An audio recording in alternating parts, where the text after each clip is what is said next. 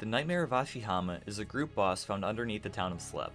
Its drops are usually low value, but many kill it in hopes of getting lucky and receiving a rare drop, such as a piece of the Inquisitor's set, the Nightmare Staff, or one of the various orbs that are used with the staff. The Nightmare is a dangerous boss to die at, and is in an instanced fight.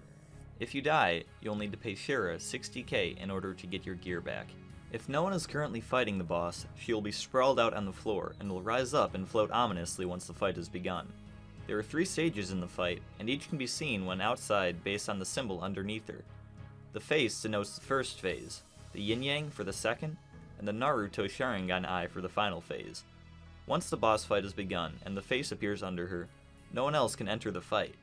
You can choose to spectate, however, by right-clicking the boss. So let's talk about the best ways to get to the Nightmare. The only requirement to access her is completion of Priest in Peril so you can enter Mauritania. For the quickest ways, you should either have completed Ghosts Ahoy for the Ectophile or A Taste of Hope for the Draken's Medallion. If you're using the Draken's Medallion, you can teleport and use the bank at Verse and Haza, and then follow this path until you get to the house with stairs that leads down to the Nightmare's lair.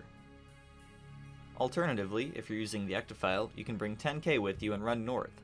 Talk to Andreas, he has a boat that'll take you close to Slep. You can also pay him a one-time fee of 1 million coins to not have to pay for his boat ride anymore.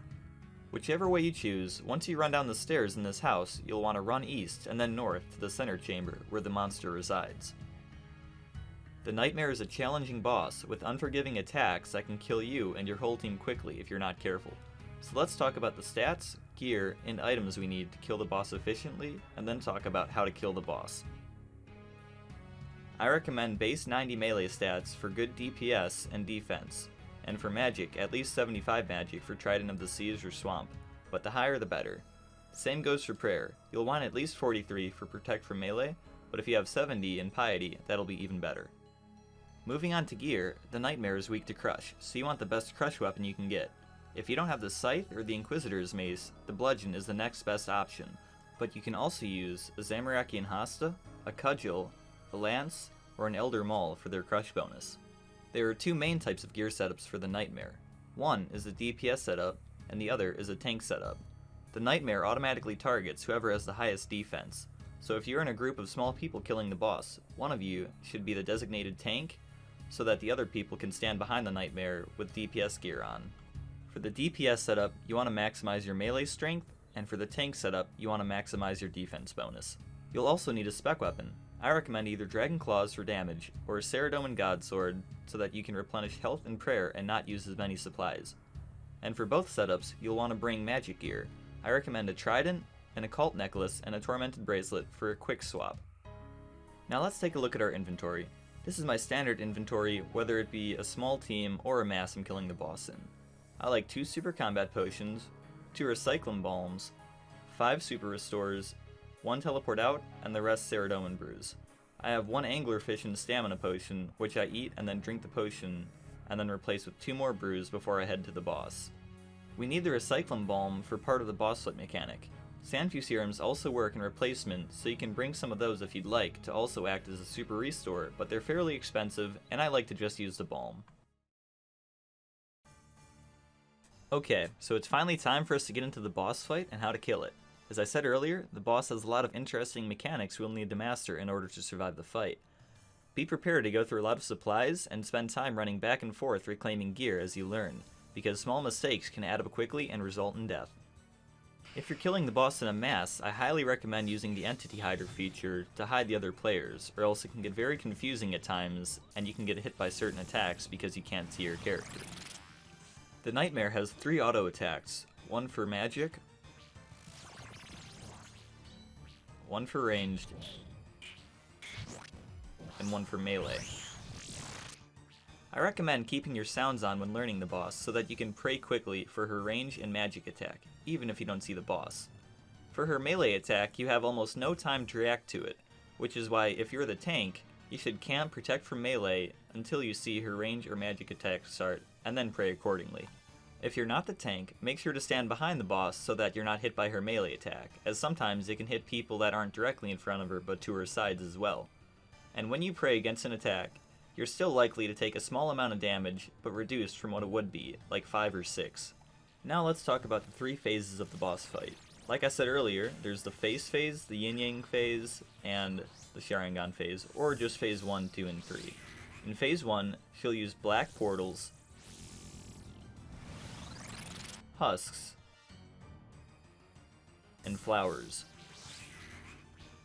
When she summons the black portals, make sure to walk to a tile without a black portal on it immediately, or else you'll be hit for massive damage once the hands come up.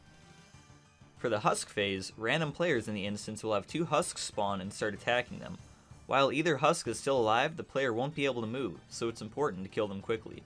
Fortunately, however, if you still have a husk on you, once the portal phase starts again, a black portal will not be able to spawn under you, so you will be safe for that phase. For the flower attack, the room is divided into fourths, and you want to stand in the quadrant that is surrounded by living flowers. Standing in any other quadrant will start to deal rapid damage to you. Once you take the Nightmare's blue health bar down to 0, you need to equip your magic gear and start attacking the totems in each corner of the room. The totems have low magic defense, so we should hit even with low magic bonus. The reason we bring Tormented Bracelet and Occult Necklace is simply to increase our magic attack damage. Keep in mind that Blood Barrage will not work on the totems, however a Sanguinesti Staff will if you'd like to use it to recover health. Once each totem is fully charged, they will send an attack at the Nightmare which deals 800 damage to its real green health bar. This finishes phase 1 and brings us into phase 2. We need to repeat this 2 more times to kill the boss. After the totem phase, the Nightmare spawns Sleepwalkers. Make sure to kill them all before they get to her. You'll be hit at least 5 damage if none get to her, but the more that get to her, the more damage you'll be hit for, potentially going up to 1 hitting you. Sleepwalkers have 1 hit point, and always get hit if you attack them, so Blood Barrage or Scythe are really handy to kill multiple at 1 try. The number of Sleepwalkers scales to how many people are killing the boss, starting at 1 if you're soloing, and going up to a lot more if you're in a mass. In phase 2 there are 2 new special attacks, Parasites, Curse, and once again, Black Portals. During the Parasite special attack, the Nightmare will launch parasites at random players in the room. If you see a pink message in your chat box saying you've been impregnated with a deadly parasite, make sure to take a sip of your Recyclin Balm or Sanfew Serum to weaken the parasite. In a short while, the parasites will burst out of everyone who has been infected, and will begin healing either the Nightmare or the totems depending on what phase you're on. In a mass, you can usually outdamage these and not have to worry about them, but if you're in a small team, it's important to kill them quickly so that you don't take too long to kill the boss. At the Curse special attack, all of your protection prayers will be moved over to the left by 1. This means Protect from Magic activates Protect from Range activates Protect from Melee, and Protect from Melee activates Protect from Magic. It's a little confusing at first and can be annoying, but once you get used to it, it's not that bad. This attack will end when the next special attack begins. We've already dealt with the Black Portal attack, so just keep in mind that it's an attack that can happen in phase 1, 2, or 3 of the boss. So from here on out, just keep dealing with these special and auto attacks until you finish this phase and we start phase 3. In phase 3 we once again have the Black Portal special attack, but now we also have the Dash special attack and the Mushroom attack. For the Dash special attack, Nightmare will teleport to one side of the room and then dash quickly to the other side of the room, hitting anyone in her way for a lot of damage. All you have to do for this attack is simply move out of her path so that you're not hit. During the Spore special attack, mushrooms will spawn around the room. Be careful not to stand next to them, or they will burst and turn your run energy off for a little while, also slowing your attack speed by 1 tick. Your character will yawn if they've been hit by this attack. The spores are contagious and will spread to others near you, so try to stay away from others who might have burst them. During a mass, it is almost impossible to avoid this attack. For the remainder of the phase, simply dodge special attacks and pray against the auto attacks. Once you've charged up the totems for the 3rd and final time, they will launch an attack at the Nightmare which deals the killing blow. Congratulations, you've killed the Nightmare.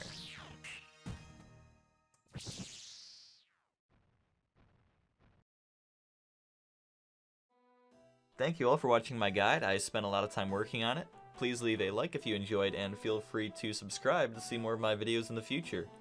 Let me know your Nightmare kill count in the comments below, and if you've gotten any lucky drops. Have a good one!